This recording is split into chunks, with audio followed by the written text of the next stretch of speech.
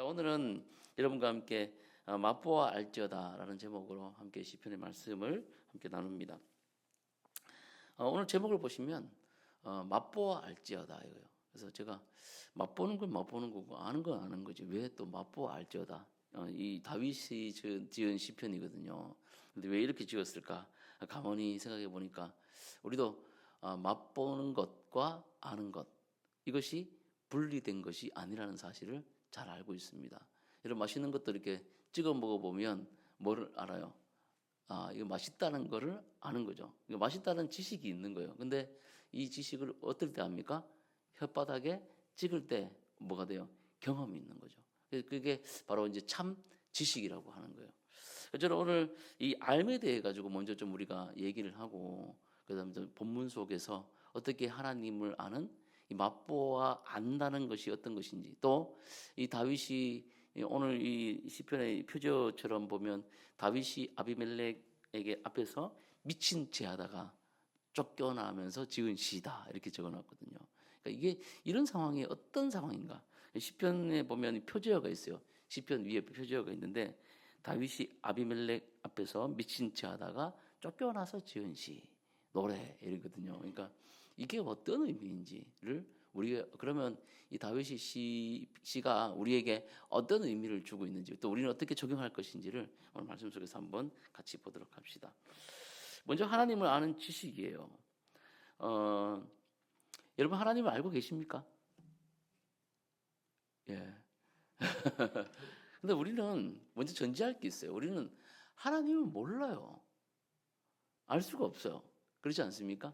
알아도 극히 정말 부분적인 예전에 어떤 목사님이 그런 말씀하셨어요. 그분은 이제 시편을 만독, 잠언 만독, 성경을 뭐 몇 번 읽었는지 몰라. 뭐 독이 뭐 일독 이게 의미가 없어. 계속 보시는 분인데 그분이 이제 우리 신학생 때 오셔가지고 한번 내수동교회 예전 원로 목사님이시거든요. 그분이 그렇게 얘기하신 적이 있어요.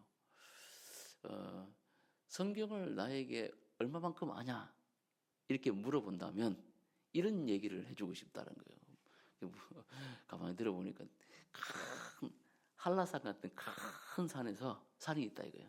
거기에서 내가 지금 아는 이 성경의 지식은 그 커피 티스푼 그거 한 스푼으로 그 산에 있는 흙을 뜯는 그만큼 내가 안다라고 이렇게 얘기를 하시더라고요. 그러면서 우리 보고 전도사님들 성경 많이 읽으세요 이러는데 우리가 기가 죽어가지고 뭐 하는 거예요? 만독씩 저분은 뭐 시편 잠언을 뭐 만독 이상씩 하신 분도 저 정도 안다면 나는 아니고 이거 뭐 출발부터 안 되겠구나 이런 생각을 한 적이 있습니다만 비유는 그런 거예요. 성령의 도우심이 없다면 하나님께서 자기 계시 하나님께서 우리에게 자기를 나타내 주시지 않는다면 하나님께서 자기를 펼쳐서 보여주지 않는다면 우리는 죄인된 우리는 절대로 하나님을 알 수 있습니까? 없습니까? 알 수가 없다는 거예요. 이런 전제가 우리 가운데 깔려 있다는 것을 알고 또 그래서 우리가 하나님을 안다라는 완료형보다는 그런 뭐 완성된 문장보다는 하나님을 경험하여 뭐다 알아간다라는 표현이 더 맞는 표현이다라고 이렇게 볼 수가 있는 거죠. 그런 의미에서 하나님의 아는 지식에 대해서 두 가지로 우리가 나눠서 볼 수가 있다라고 생각하는 거죠. 요한복음 17장 3절에 보면 이렇게 말씀합니다. 영생은 곧 유일하신 참 하나님과 그가 보내신 자 예수 그리스도를 아는 것이다 라고 이렇게 말씀하고 있습니다. 그러니까 영생이라는 게 뭐예요? 결국 영생은 곧 하나님을 뭐다? 아는 것이다 라고 얘기하는 거죠. 영생이 뭡니까? 물으면 어떤 사람들은 영원히 사는 거요 이렇게 얘기하는 거거든요. 영원히 살아서 뭐 하려고요? 끝까지 영원히 사는 게 그렇게 의미가 있습니까? 예? 뭐 이게 사는 거에 의미가 있어요? 그게 아니라 영생, 요한복음에서 말씀하는 이 영생은 물론 하나님의 자녀됨이에요. 하나님의 자녀됨 이퀄이 영생입니다. 그렇죠? 하나님의 자녀가 됐으면 예수 그리스도를 믿어 그 십자가의 은혜에 의하여 하나님의 양자됨, 하나님께서 우리를 자녀로 삼아 주심이 될 때 자녀가 영원히 살아가는 것은 다 같이 붙어 있는 말이라는 거예요. 영원히 살기 위해서, 우리 천국 가기 위해서 예수를 믿고 그렇게 하는 게 아니라 예수 그리스도를 믿었더니 뭐가 되는 겁니까? 양자가 되는 거예요. 하나님의 아들, 딸이 된 거예요. 하나님의 아들, 딸이 되니까 자연히 뭐가 됩니까? 뒤에 따라오는 부수적인 것들이 다 따라오게 되는 거예요. 근데 신앙생활을 거꾸로 하시는 분들이 많더라는 거예요. 자기 인생 문제 해결하려고, 자기의 뭘부터 해결하려고 예수를 믿으러 오시는 분들인데, 물론 저는 이게 그 입문 과정에서 틀린 건 아니라고 봅니다. 하나님은 그 모든 걸 우리의 모든 것들을 다 알고 계시기 때문에 그런 고난과 환난과 또 관계적 어려움과 여러 가지 문제들을 통해서 하나님께서 우리를 초청하고 있다는 건 사실이에요. 그러나 그 문제를 해결받기 위하여 마치 무슨 뭐 성황당을 찾아가고 또 어떤 뭐 절에 찾아가 가지고 기와장을 올리고 뭐 이렇게 하는 그런 부분은 아니라는 거죠. 자, 그래서 성경이 뭐라고 얘기합니까? 곧 유일하신 하나님과 그를 보내신 자 예수 그리스도를 아는 것이 곧 영생이다라고 얘기하는 거죠. 그래서 우리의 삶의 어떤 것보다도 더 큰 기쁨과 즐거움과 만족을 가져다 주는 최고의 가치는 뭡니까? 하나님을 아는 지식이라는 거예요. 하나님을 아는 지식. 바꾸고 말하면 하나님도 하나님을 가장 기쁘게 드릴 수 있는 우리의 상태 또한 하나님 그분에 대한 지식을 가지고 있을 때라는 거예요. 근데 그 지식이 어디 있습니까? 어디 있어요? 예, 성경에 있죠. 우리 자발적으로 나오는 어떤 그런 신앙심, 어떤 믿음, 뭐 우리 자발적으로 믿음도 없지만 우리 믿음이 있어요? 믿음 없어요, 여러분. 하나님 주실 거예요. 착각하면 안 돼요. 무슨 믿음이 대단합니까? 저도 마찬가지, 여러분도 마찬가지고, 예? 비행기 타고 조금만 흔들리면 막 죽을까봐 막 기도 열심히 하잖아요. 예? 차 타고다가 뭐 사고 나면 또 뭐 불길한 게 연상돼 가지고 계속 뭐 또 주문 같은 이야기를 하지 않습니까? 그게 우리예요. 그 믿음이 있다는 얘기하면 안 돼요. 그러나 믿음 주시는 하나님을 우리가 믿는 거죠. 예수 그리스도를 우리가 믿는 거죠. 그러므로 성령께서 우리 안에 내주하심으로 우리에게 지속적으로 은혜를 베풀어 주시는 거죠. 그게 바로 믿음이라는 거죠. 그래서 우리가 가장 기쁘게 드릴 수 있는 우리의 상태는 그분에 대한, 하나님 그분에 대한 지식을 갖고 있을 때라는 거예요. 다시 말하면 성경을, 하나님을 자기 계시, 하나님을 자기를 보여주신 이 성경을 우리가 지속적으로 읽고 배우고 연구하고 묵상할 때 하나님 가장 기뻐, 우리들을 기뻐 받으시는 상태가 된다라고 이렇게 말하는 거죠. 제가 구원받는 걸 얘기하는 거 아닙니다. 하나님의 양자가 된 이후에 우리가 어떻게 살아갈지를 얘기할 때 하나님은 그 부분을 좋아하신다는 거예요. 저도 제 아내가 누가 저를 알아주는 사람과 얘기하기를 좋아해요. 여러분 그렇지 않습니까? 여러분 누군지도 모르는 사람이 전화 오는 거 여러분 많이 경험하지 않아요? 아침에 전화 또 오지 않습니까? 핸드폰 번호 전화 받으면 안녕하세요 고객님. 얼마나 친절합니까? 예, 간까지 다 빼어줄 정도로 뭐서 이번에 나온 암 상품은 하면서 막 고객님을 어떻게 하고. 근데 왜 지속적인 대화가 안 돼요, 여러분? 그 정도로 나를 위하고 나에게 그만큼 잘해준다고 하는데 왜 그게 지속적이 안 됩니까? 나를 모르죠. 내가 어떤 사람인지, 예? 내가 어떤 성품을 가지고 있는지, 또 내가 무엇을 좋아하는지 모르지 않습니까? 예, 그러나 우리 자기 마음을 잘 통하는 사람 만나면 어때요? 전화 끊고 싶어요? 계속하고 싶어요? 밤새도록 전화할 수 있죠. 여러분도 연애 경험이 있을 거 아닙니까? 그러면 전화통 끊으려고 그러면 또 전화기 들고 잠들어 본 적 있습니까, 여러분? 그 정도로 전화를 하지 않습니까? 계속 전화하고 또 그녀의 숨소리만 들어도 기쁜 그런 적이 있잖아요. 그게 바로 그거거든요. 하나님도 마찬가지라. 하나님 우리에게 자기 계시를 보여주신 이 성경을 읽을 때 하나님이 누구신지를 알고 또 이 안에 나타난 많은 성경의 인물들을 통해 하나님이 역사하시는 그 삶을 보면서 그 삶의 주인공이 그런 아브라함이 되고 다윗이 되고 어떤 뭐 이사야가 되고 그런 사람들이 주인공이 아니라 성경의 하나님을 알아가는 거예요. 하나님께서 이 어부도 이렇게 쓰셨고 하나님이 이 왕도 이렇게 사용하셨고 하나님이 이 인간들을 통하신 이런 삶의 역사와 전쟁의 역사와 또 인류의 모든 역사를 통해서 하나님이 누구신지를 보여준 이 성경 속에 나타난 하나님의 성품이요. 그 성품을 우리가 알 때 바로 알 때 그리고 그 성품을 가지고 우리가 하나님 앞에 기도할 때 하나님 앞에 삶을 살아갈 때 하나님을 아는 지식 가운데 살아간다라는 말을 한다는 겁니다. 여러분 그런 여러분들 되시기를 주님의 이름으로 축복합니다. 예. 그래서 성경에 쓰이는 단어 중에 알다라는 이 히브리어는 야다라는 표현을 씁니다. 아주 친근하고 친밀한 관계. 예. 그래서 아담과 하와가 한 몸 되었다 라고 얘기할 때 야다라는 그런 표현을 쓰거든요. 부부 관계에도 야다라는 표현을 쓰는 거예요. 아주 친근하고 친밀한 관계를 말할 때 하는 겁니다. 자, 이런 야다, 알다라는 표현을 또 다시 두 개로 나눠 쓸 수 있는데 이 헬라어로 기노스코와 오이다라는 그런 단어를 써요. 그러니까 오이다라는 단어는 지식적으로 아는 거예요. 이게 뭡니까? 물을 때 뭐예요? 볼펜이라고 얘기하는 이거는 지식적으로 아는 거예요.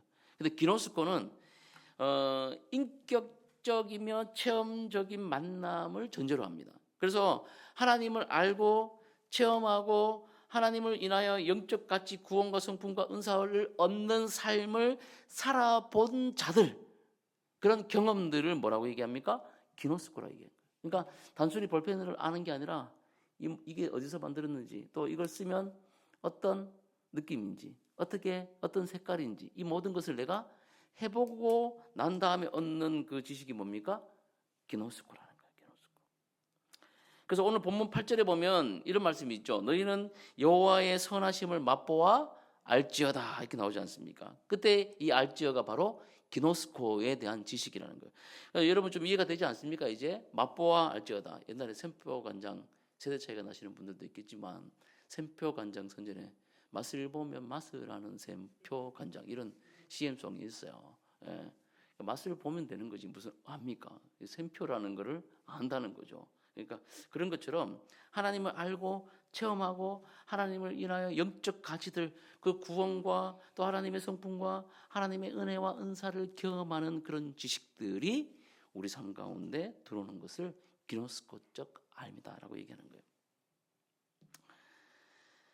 그런데 참 안타깝게도 많은 사람들이 하나님을 많이 알지도 못하면서 하나님에 대해서 많은 것을 알고 있다고 착각하는 경우들이 있어요, 없어요? 있습니다. 신학생들, 또 신학에 대한 관심, 하나님에 대한 지식, 그리고 기독교 여러 주제에 대해서 명료하게 생각하고 잘 말할 수 있는 능력이 있다고 얘기하는 사람들 중에 특히 많아요.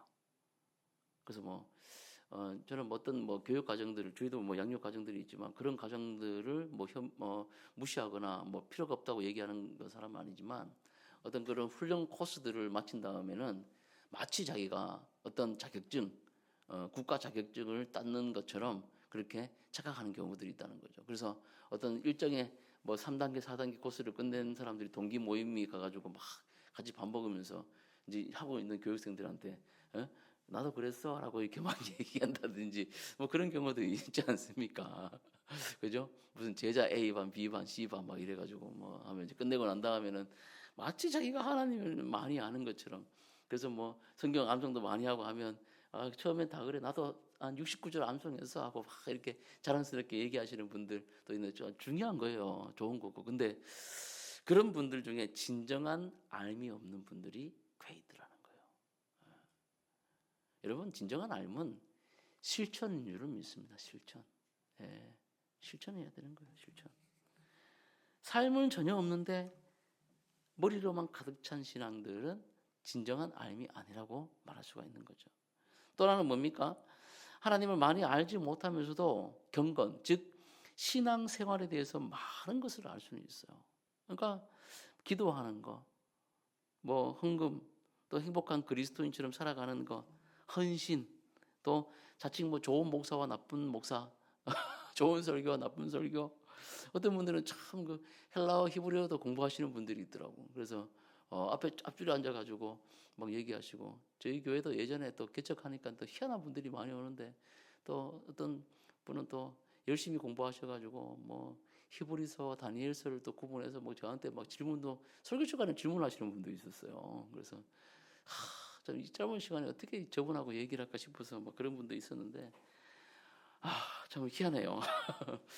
근데 아까도 얘기했지만 여러분 좌칭 좋은 설교, 나쁜 설교, 좋은 목사, 나쁜 목사 좋은 교회, 나쁜 교회 이런 뭐 구분하고 성도 교제는 어떻게 되고 뭐 헌금은 어떻게 되고 헌신은 또 어떻게 되고 직분이 어떻고 야 모르는 게 없어요. 근데 앞에 말씀드렸던 그 부분과 연결해 보면 실천이 없어요. 자기 부인이 없어요. 예. 뭐 하자는 거예요? 와서 전도지 한 장 들고 교회를 위해서 여러분 주님을 교회를 무슨 목사를 위해서 하는 겁니까? 아니지 않습니까? 내가 복음을 들었어. 내가 마음이 너무 뜨거워. 예수 그리스도를 내가 만났어요. 예? 그래서 마음이 뜨거워서 있을 수가 없어. 그래서 옆 사람에게 교회 가자고 그러는 거예요. 교회 가자가 아니라 예수 믿으라 그러는 거예요. 교회가 많지만 내가 다니는 교회 같이 가자고 얘기를 하는 거예요. 이게 정상이지 않습니까? 자기가 은혜 받았어요. 근데 성경에 대해서 너무 많이 알아요. 너무 많이 예수님이 왜 오셨습니까? 내가 전도를 위해서 왔다고 얘기하지 않습니까? 예수님이. 근데 그 부분은 싹 빼놓고 어떻게 다른 부분만 얘기를 하는 거예요. 뭐 이렇게 실천이 없어. 교회 오셔가지고 뭐 하지만 뭐 이쪽저쪽 얘기를 하지만 자기의 주머니를 열지 않습니다. 예, 하나님 앞에 헌신이 없어요.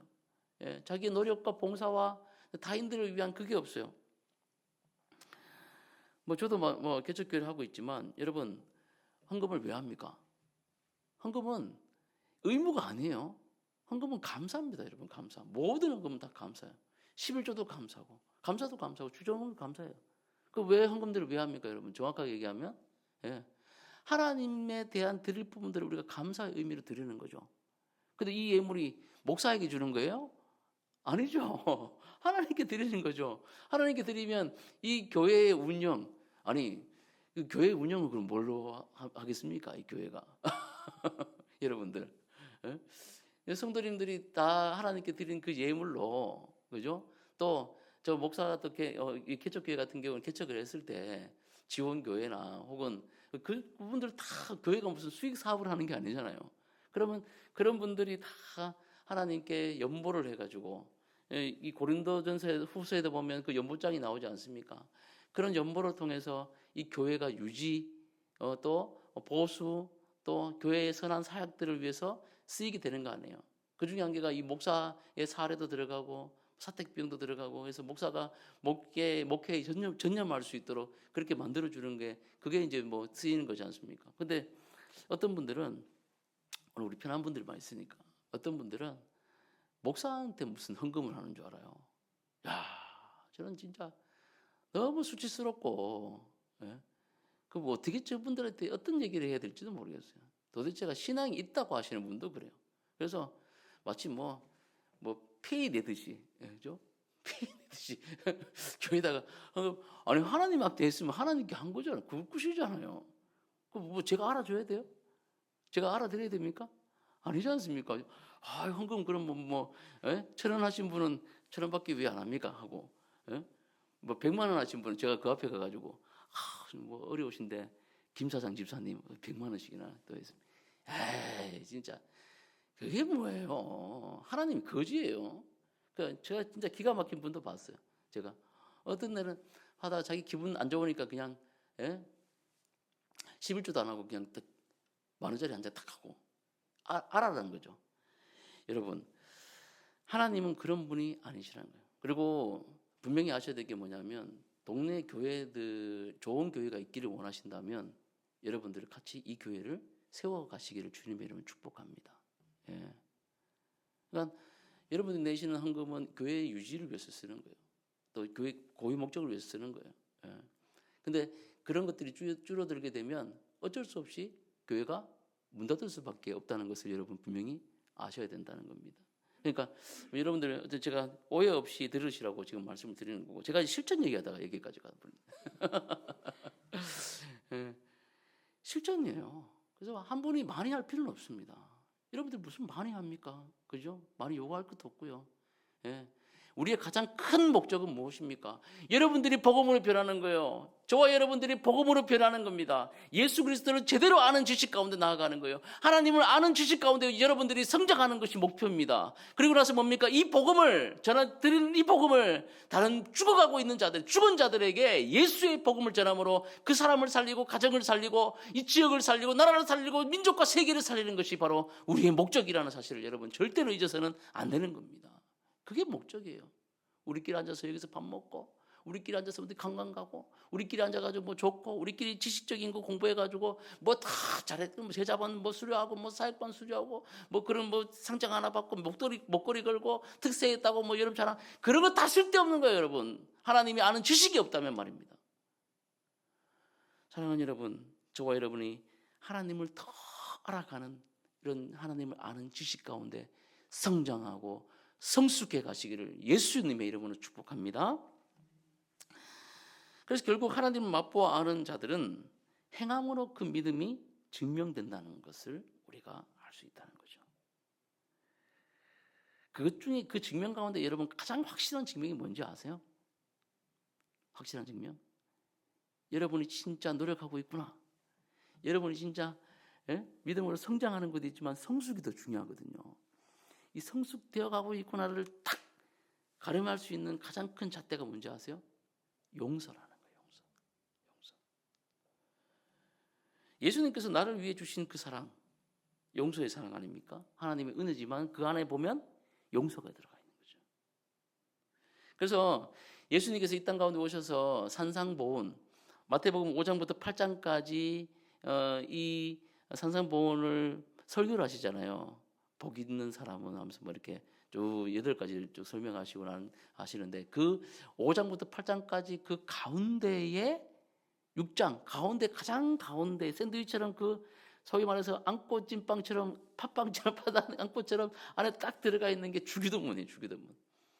그 설교를 다 압축하고 있는 게 주기도문이고, 그 주기도문도 반을 딱 잘라서 보면 그 가운데 뭐가 있습니까? 용서가 있는 거예요. 용서가 있어요.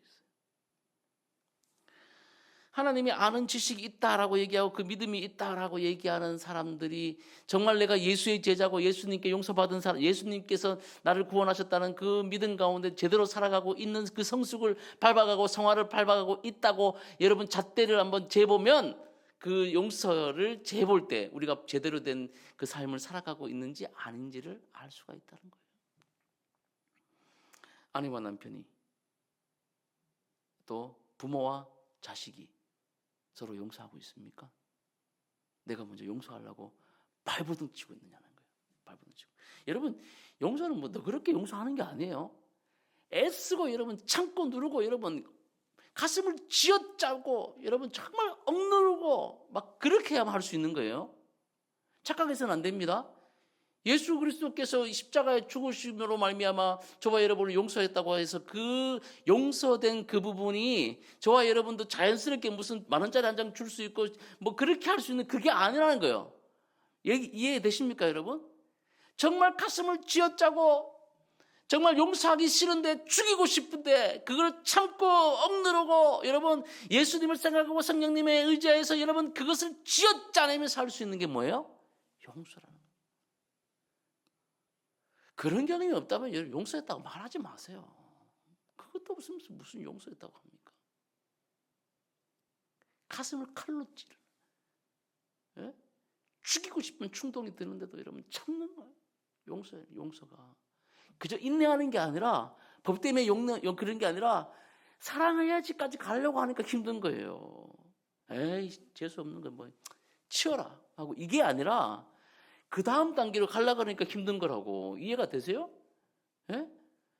참고 견디는 걸로 끝나는 게 아니라 그 다음에 사랑하려고 하니까 힘든 거라고. 야, 저걸 어떻게 버려버릴까? 던져버릴까 하다가 안 보면 그만이지. 그게 제일 쉬운 거야. 근데 그게 아니라 그 다음 단계로 넘어가야 되니까 네 원수를 사랑하라 하셨으니까 내가 너를 죽기까지 사랑했지 않느냐? 네 하나님 못하겠는데요. 야, 너밖에 없으니까 내가 너를 보냈잖아. 네가 좀 사랑해주면 안 되겠니? 네가 좀 해주면 안 되겠니? 그래서 우리가 그 말씀을 듣고 어떤 사람을 사랑하려고 노력을 하려고 하니까, 용서를 하려고 하니까, 그 용서라는 게 단순히 참고 견디는 차원을 넘어서서 그 사람을 내가 포용하고 그 사람을 안아주고 그 사람을 사랑하는 데까지 내가 가려고 하니까 그렇게 힘든 거 아닙니까? 그게 있느냐는 거예요. 그게.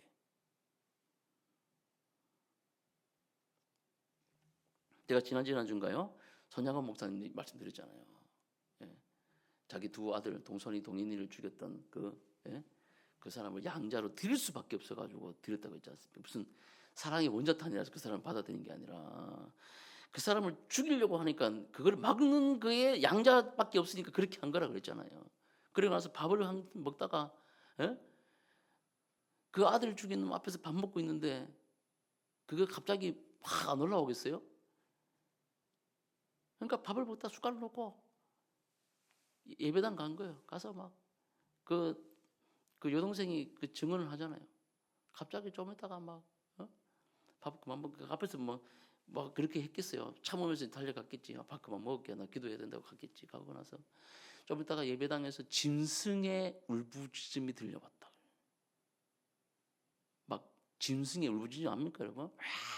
막 깨려와서 막 가슴 속에 사무치는 그 미움과 살인의 충동, 용서하지 못할 것 같은 그런 마음들이 막 올라오는데 억지할 수 없으니까 앞에 있으면 죽일 것 같으니까 어디로 달려가요? 예배당으로 달려간 거죠. 하나님 앞에서 오해를 하면서 막 그 감정을 풀어내는 거예요. 그게 용서라는 겁니다. 그게 용서. 그게 용서. 저와 여러분이 무슨 자비한 사람이라고 착각하지 마세요. 예수 믿었기 때문에 뭐 사랑을 알아가지고 웃기는 소리 하지 마세요. 여러분 앞에 돈 1억, 2억 떼먹으면 뭐 많은 사람 10억씩 떼먹으면 그 사람 죽이고 싶을 거예요. 그뿐 돈 때문에 그런 게 있습니까? 관계적인 꼬임도 얼마나 많습니까? 근데 제가 말하는 것처럼 손양아 목사님처럼 그런 여러분 인간적인 모습 가운데 하나님 앞에 발버둥 치는 거. 주님 내 용서할 수 있도록 도와주세요. 미치겠습니다. 죽이고 싶은데 어떻게 합니까? 라고 발버둥 치면서 오해라는 그거가 여러분 행함이라는 거예요. 하나님을 아는 지식이라는 거예요. 그때 그리스도인이 되어가는 겁니다. 거기서. 다른 것 때문에 뭐 그리스도인 되어갑니까? 성경을 여러분 만독하면 뭐합니까? 제가 아까 얘기했던 내수동교회 그 목사님, 원로 목사님 의미를 조금씩 알아가요. 나이가 50이 되니까. 숟가락 한 숟가락이 무슨 말인지 알겠어요. 만독했으면 성경 외워요. 저도 신대원 육수했거든요. 눈 감으니까 창세기부터 막 돌아가더라고. 그럼 내용이 막 돌아가고 성경도 막 149절 암송하고 지금도 좀 암송하지만 뭐 그래요. 지식이 문제가 아니라니까요. 근데 그 지식이 마음으로 왔다가 이게 내 행동으로 나오기까지가 얼마나 어려운지를 우리에게 가르쳐 주는 거예요. 사랑하는 여러분, 용서로 여러분의 삶을 하나님이 아는 지식이 있다는 것을 증명하시는 여러분 되시기를 주님의 이름으로 축복합니다. 예. 구원받은 문제를 가지고 얘기하는 게 아니에요. 여기에 우리가 뭐 주일날 와서 여러분 은혜 받고 뭐 그거 차원 넘어가는 게 그거 차원에서 머물자는 게 아니라 우리의 삶이 예수를 닮아가야 될 거 아닙니까? 우리의 삶의 목적이 하나님의 목적과 한 목적을 이루어야 될 거 아닙니까? 그게 삶의 의미 있는 거 아니겠어요? 그게 아니면 못하러 여러분 주일에 올라오셔가지고 복 받으려면 딴 데 가시지 여기 오셔가지고 예? 힘든 게 그렇게 하십니까? 여러분 애를 쓰실 때 또 그렇게 가슴을 쥐어짜고 하나님 앞에 울부짖을 때 성령께서 여러분에게 용서할 수 있는 마음과 사랑할 수 있는 마음과 그런 모든 환경들을 열어주시는 줄 믿으시길 바랍니다. 또 여러분을 안아주시고 여러분의 눈에 두 눈에 눈물을 닦아주시고 내가 알고 있다 여러분을 위로해 주시고 여러분과 함께 해주시고 여러분의 상처난 마음들을 어루만져 주시고 여러분과 함께 울어주시는 분이 우리 예수님임을 믿으시기를 주의 이름으로 축복합니다. 자, 오늘 말씀 조금 더 깊이 들어가 볼까요? 우리 1절과 2절 말씀 한번 읽어봅시다. 1절과 2절 말씀 시작. 내가 여호와를 항상 송축하며 내 입술로 항상 주를 찬양하리이다. 내 영혼이 여호와를 자랑하리니 공고한 자들이 이를 듣고 기뻐하리로다. 아멘. 하나님의 마음에 합한 사람 다윗, 그죠? 저도 하나님 앞에 갔을 때 듣고 싶은 말이 있어요. 여러분 뭐 듣고 싶습니까? 수고했다, 내 딸아. 좋은 거죠. 그 계시록에도 보면 그런 말씀 나오거든. 잘했다, 착하고 충성된 종아라는 말이 나오거든요. 나는 근데 그 말보다는 이런 말을 좀 들었으면 좋겠어요. 야, 너는 참 나를 많이 닮았구나. 야, 넌 내 아들이구나. 나 닮았다. 이 말을 정말 듣고 싶어요. 야, 그렇지 않습니까? 저만 그런가? 하나님의 자녀잖아요. 우리가, 그죠? 근데 다윗도 그런 말을 들었어요. 하나님의 마음에 합한 사람 다윗, 이런 말을 들었어요. 근데 이 다윗이 이 시편뿐만 아니라 여러 시편, 제가 1절에 나오는 항상과 항상에 대한 의미를 좀 주의 깊게 보면서 이제 말씀을 좀 함께 나누려고 하거든요. 근데 보면 사실 다윗이 많은 훌륭한 시편들을 많이 지었는데 대부분의 이 시편들은 뭔가 좀 안정될 때, 나라가 번영될 때, 또 아무 일이 없이 무사할 때 지은 시편이 많은 게 아니라 언제 지은 시편이 많습니까? 예, 쫓겨다니고 틈이 없다고 생명이 경각에 붙어 있을 때, 목이 달랑달랑하고 있을 때, 그럴 때 위기 상황 가운데 지은 시편이 주로 주류를 이루고 있다는 사실이죠. 이런 의미를 우리가 보면서 1절을 보면 참 기가 막힌 말씀이죠. 내가 여호와를 언제 송축해요? 예, 항상. 또 내 입술로 언제? 항상 주를 찬양한다. 쫓기고 있을 때, 위기 상황 가운데, 예, 그때 뭘 경험했다는 얘기입니까? 하나님을 경험했다는 거예요. 그때 누구를 제대로 알게 됐다는 거예요? 하나님이 누구신지를 알게 됐다는 거예요. 언제? 항상이 언젠데요? 쫓기고 있을 때, 예? 환난을 당할 때, 예? 어려울 때, 곤란을 당하고, 예? 공고함을 당하고 원수가 내 목전에서 내 목을 칠까 하여 동굴에 숨어 있을 때, 경각에 내 목숨이 달려 있을 때, 그때 하나님이 누구신지를 제대로 알게 됐다는 거예요.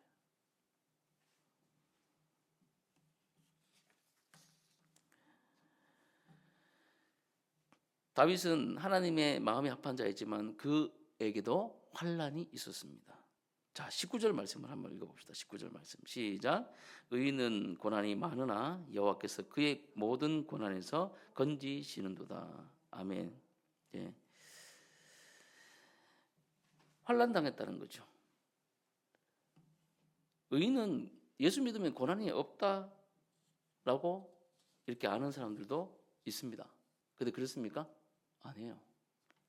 예수 그리스도를 믿음으로 환난과 고난이 따라옵니다. 주를 경외하는 삶이라 할지라도 역경과 시련이 온다는 사실이에요. 예수 믿고 나니 더 힘든 일이 생겼다. 예수 믿지 않을 때가 좋다. 뭐 이렇게 얘기하시는 분들 뭐 종종 있어요. 예. 예수 믿었더니 더 힘들더라. 처음에는 좋은 것 같다가 나중에 더 힘들더라. 예수 괜히 믿었다. 이렇게 얘기하시는 분들도 종종 있어요. 근데 여러분, 다윗도요, 기름 부음 받기 전에는 목동이었어요. 그저 해봐야 뭐 양들 뭐 지키고 환난해봐야 곰과 사자를 만나는 그런 큰 위험도 있었지만, 예? 안 뺏기려고 뭐 그런 것도 있지, 뭐 뺏겨버려도 상관없겠지. 근데 그 정도였지만 지금은 사무엘에게 기름을 부음 받고 난 다음부터는 뭐가 있습니까? 목숨의 위협이 있는 거예요. 목숨이 늘 쫓겨다니고, 그죠? 근데 그런 입술 가운데 뭐가 있다는 겁니까? 의인은 고난이 많으나 누가 고치세요? 누가 고난을 건져 주십니까? 여호와께서 그의 모든 고난에서 건져 주시는도다라는 그런 고백을 하고 있다는 거예요. 고난 당할 때 외로워집니다. 참 외로워져요. 내 수중에 돈이 생기면 어떻게 귀신같이 하라는지 돈 빌려달라는 사람이 계속 전화가 와요. 야, 신기하더라고요. 돈 있으면은 조금만 있으면은 여기서 전화 와가지고 좀 빌려줄 수 있나? 근데 뭐 다 똑같은 처지에 있는 사람들이야. 고만고만한 사람들이 다 얼마씩 빌려달래. 근데 여러분, 잘 나가고 힘 있고 권력 있고 인기 많을 때 사람들이 그렇게 있다가 다 떠나갑니다. 환난과 고난이 있을 때 다 떠나가요. 철저하게 외로워집니다. 욥을 보십시오. 마지막에 누구까지 떠나갑니까? 자기 아내까지도. 예. 기왓장 끓고 벅벅 몸도 아파가지고 벅 끓고 있으니까 하나님 저주하고 죽으세요 하고 떠나보지 않습니까? 철저하게 외로워지는 거예요. 막 도와주겠다고 나서는 사람들도 떠나갑니다. 진짜 환난을 당하면. 잠언 말씀 보십시오. 예? 가난한 척하고 가난한 사람은 친구에게도 외면을 당한다고 그래요. 그게 사람들의 인심이에요. 인심이에요. 그러나 여러분, 주를 경외하는 자들, 하나님을 아는 자들, 또 그 의인에게는 환난이 있으나 역경과 시련이 있을지라도 또 그럼에도 불구하고 하나님은 우리를 그 고난에서 건져 주시는 분이심을 여러분 제대로 알아야 된다는 겁니다. 너무 당연한 얘기죠.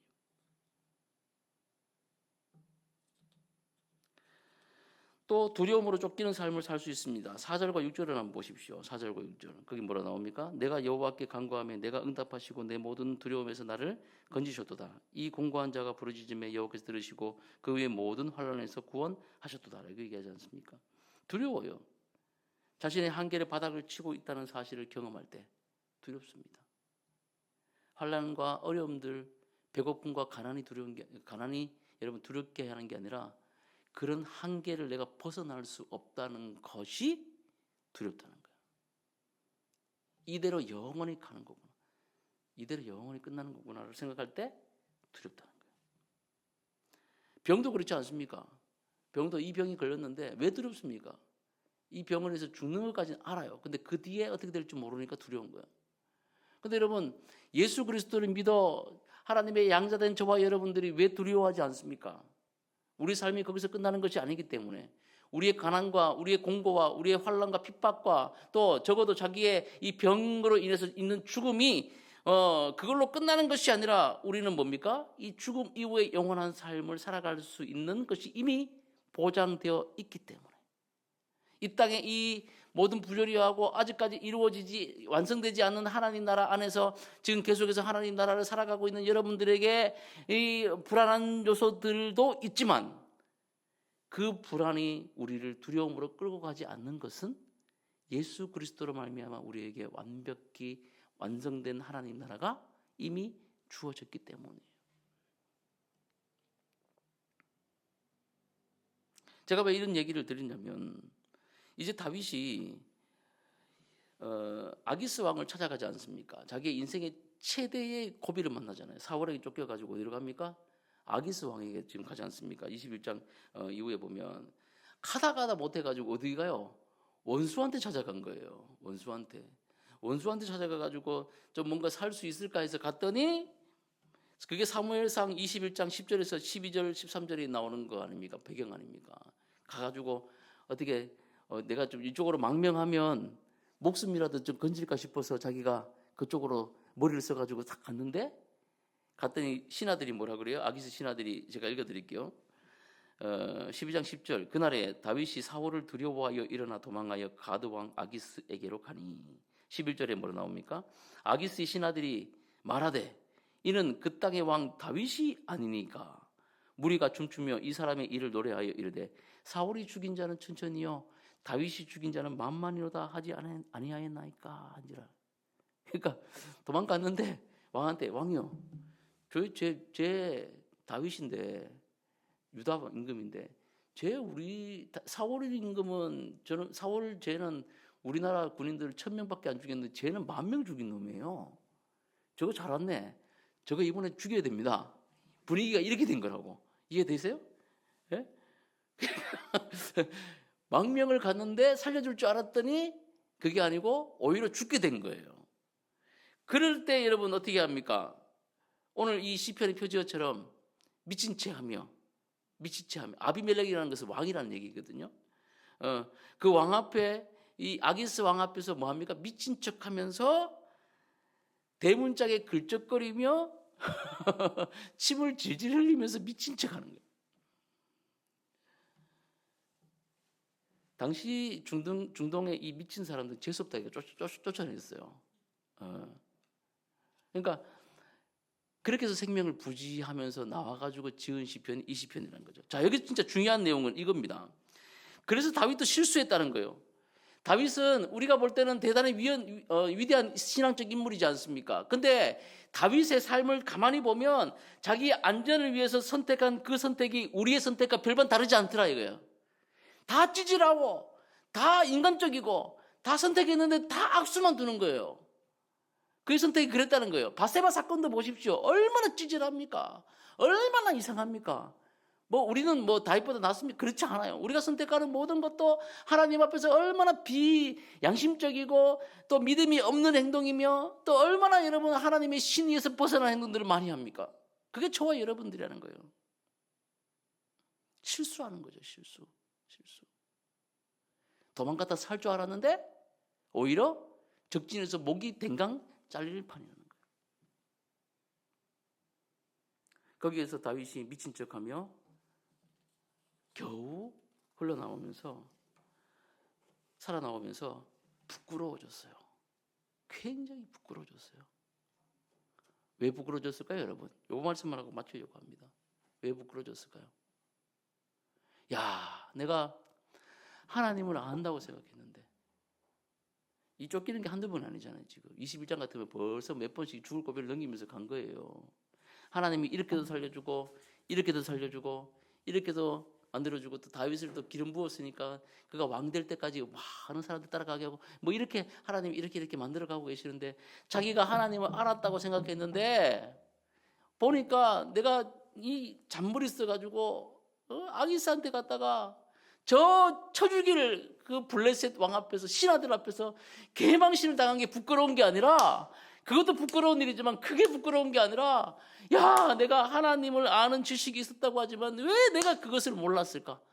하나님을 제대로 몰랐구나라는 것을 깨달았을 때 전능하신 하나님이 내게 기름 부어주신 그 하나님을 내가 제대로 몰랐구나라는 것을 내가 알게 되었을 때 그때 여러분 부끄러움이 밀려오더라는 거예요.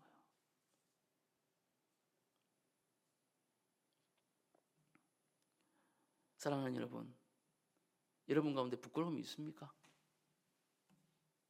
부끄러워지시기를 주님의 이름으로 축복합니다. 하나님을 내가 제대로 몰랐구나라는 부끄러움이 매일매일 여러분 삶 가운데 있기를 주님의 이름으로 축복합니다. 그래야 살아요. 더 중요한 얘기를 합니다.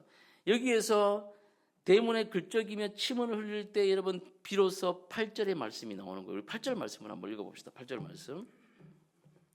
시편 8절, 시편 34편 8절 한번 읽어봅시다. 시작.